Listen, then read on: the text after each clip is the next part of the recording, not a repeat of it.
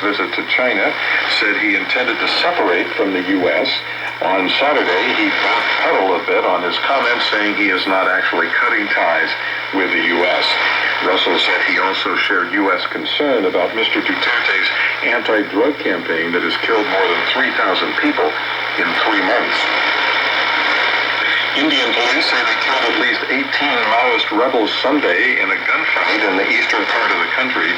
It was one of the deadliest fights with the rebels this year. Police say the shootout began after authorities received a report that about 30 Maoist rebels were assembling in forests near the border of Odisha and Andhra Pradesh states. The Press Trust of India reported that a top Maoist leader and his son were among those killed. Authorities do not confirm that information. The gunfire is reported to have lasted close to an hour. Local officials are saying a search operation is underway for more of the victims. A car bomb exploded outside a tire shop in Somalia's capital, Mogadishu, on Sunday, killing at least 3 people and injuring 4. A VOA reporter says the driver, a suspected al-Shabaab suicide attacker, is among the dead. Doctors at the city's media hospital have confirmed that 4 wounded people were admitted at their facility. So far, no one has officially claimed responsibility for the attack. Tom Hayden, a major U.S. countercultural radical in the 1960s, has died at the age of 76. Hayden was a leader of the student protests against the U.S. war in Vietnam. He was one of the country's most visible radicals, the founder of Students for a Democratic Society. He was accused but eventually cleared of charges that he was a ringleader of the violent protests at the 1968 Democratic National Convention in Chicago. In Washington, I'm Dave DeForest. That's the latest world news from VOA.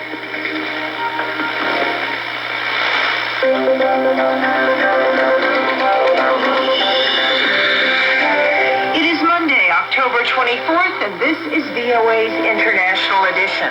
I'm Sarah Williams in Washington. Coming up, Iraqi forces move closer to Mosul, and we'll have a report on the nearby region. Migrants begin to leave the refugee camp in Calais, France, and the city of Chicago celebrates its baseball team's participation in the World Series. That's all I have.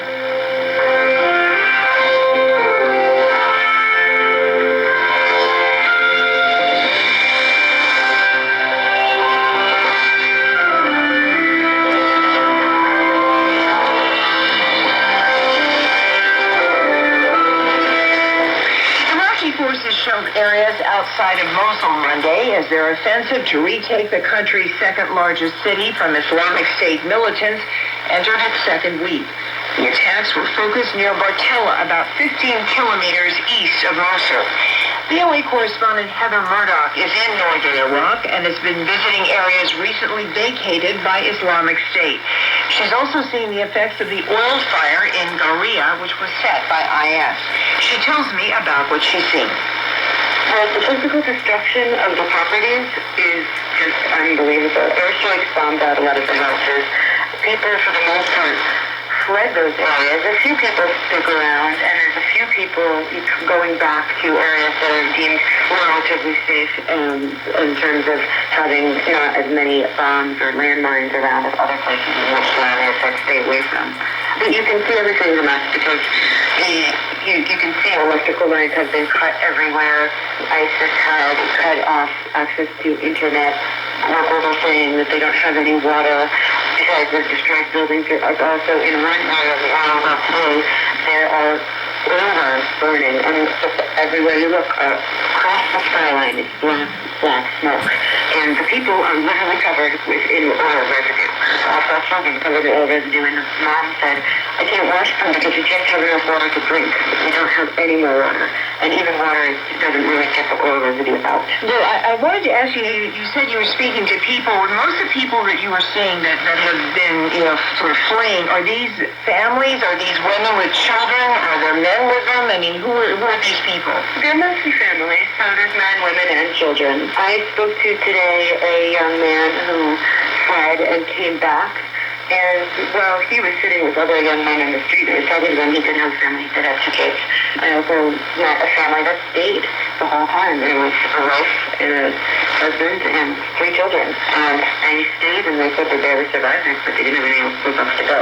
Well, now, the oil fire that has been, launched by Islamic State, is this on the outside of Mosul? Yeah, it's not from Mosul.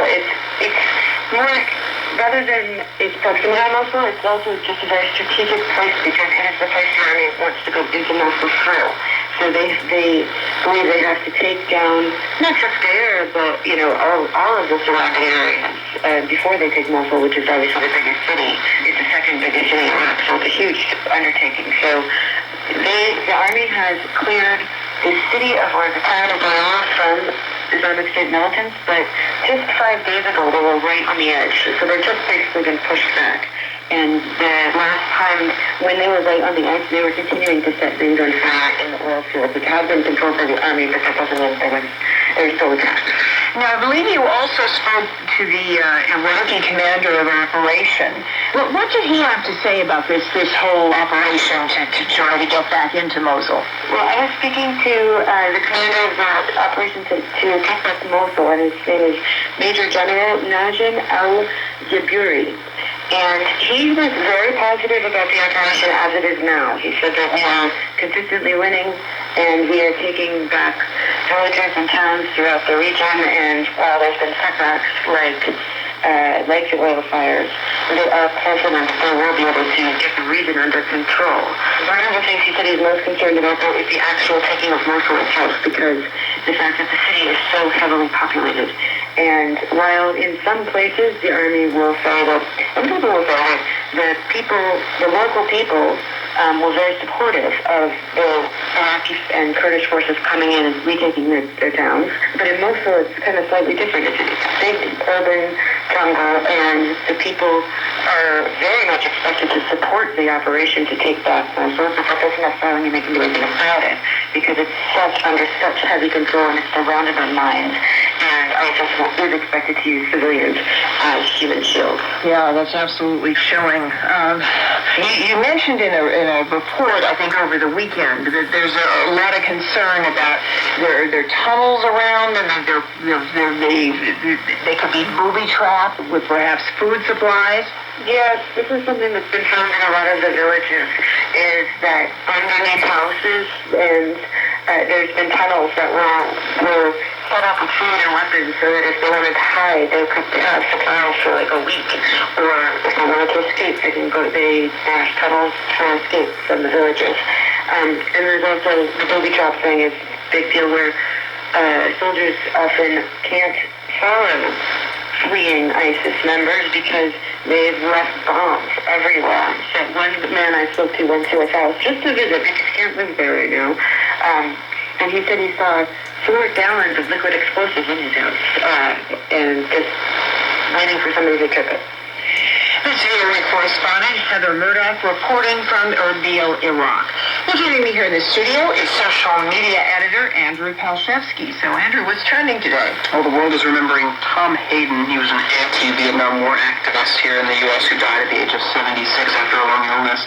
And the social media reaction has been kind of mixed. There are a number of people remembering him for his war activism and progressive politics. Others saying that he was pro-communist. And so others remembering his marriage to actress Jane Fonda. So a lot of reaction.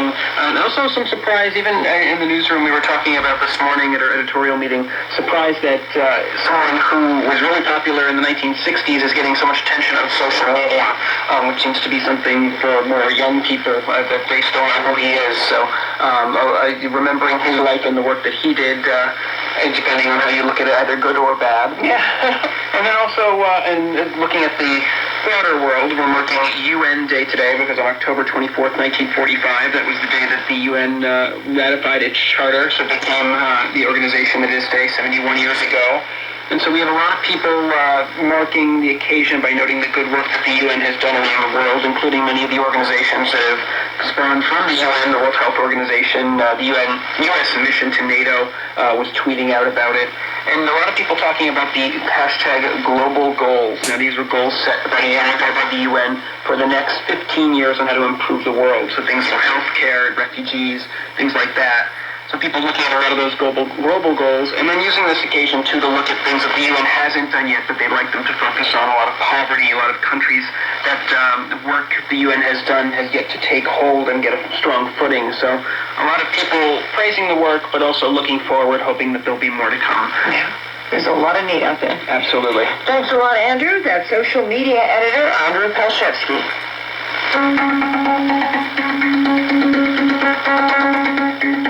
Here are some of the top news stories trending. 3 civilians die in the shelling of Kashmir.